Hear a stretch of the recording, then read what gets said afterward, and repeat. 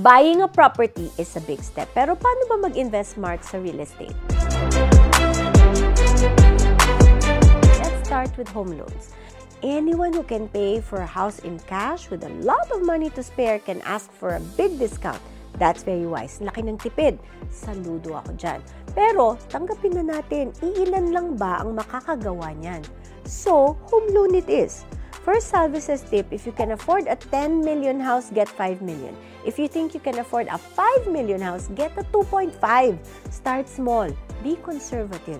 Too many people buy houses that are too expensive and cannot finish paying it off. Ang result, gipit sa closing cost, mga babayaran sa tax, transfer ng title, at iba pa.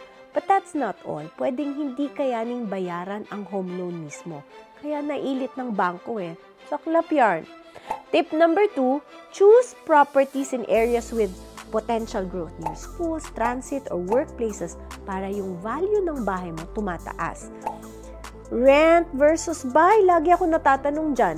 Kung plano mong tumira ng matagal at kaya mo ang monthly payments, buying is better. Pero kung short term lang, baka mas practical muna mag-rent.